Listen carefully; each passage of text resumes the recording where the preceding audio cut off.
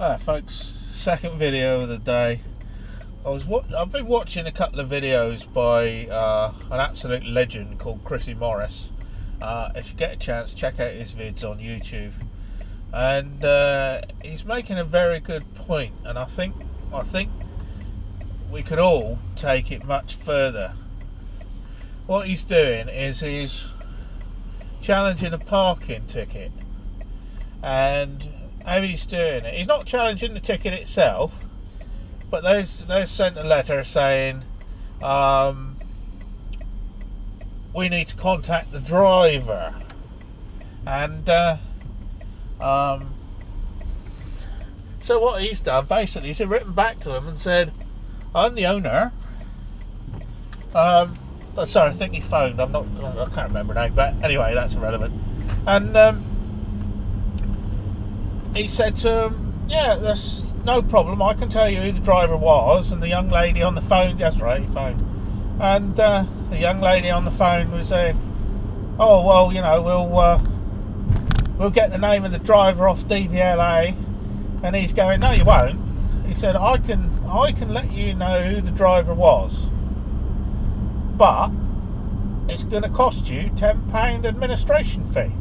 Bearing in mind that this company will get in touch with DVLA and pay £4 or whatever it is to DVLA, and they're spending time on the phone with Chrissy, and they'll spend money trying to track down the driver, which they never will if they don't pay the administration fee.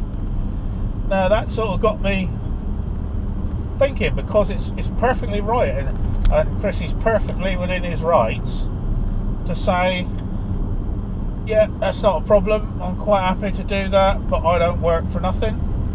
And oh,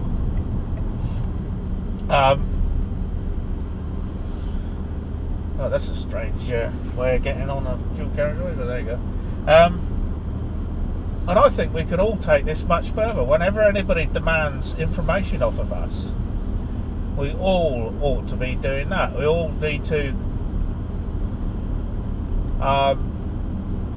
It's called a conditional acceptance, and this is not legal advice. All right, this is just a term. Look it up yourself. You can Google it, and it'll tell you exactly what it does. But basically, all it does is somebody writes to you demanding money off of you.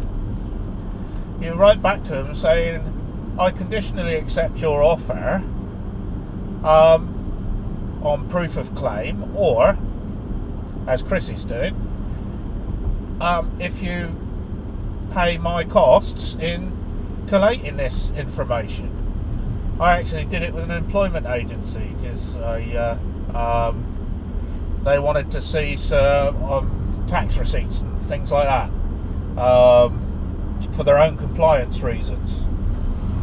And so I wrote back to them and said, yeah, I'm quite happy to spend the next 2 days photocopying 10 months worth of timesheets and this, that and the other, and I was going to charge them X amount per hour for doing it, and on top of that, for each copy of everything and each copy of every letter and all that, funnily enough, they sent me another letter, and I had to comply with this because it is in the contract, but it took me 2 minutes to send them the information that they actually wanted, and I did it by email, so it didn't actually cost me nothing, and I couldn't charge them for it anyway. But I would have spent hours and hours and hours doing their job for them. So we all need to get a bit smarter, a bit more switched on, and start saying, yeah, that's fine, you know, but it's going to cost you a tenner. You know, if you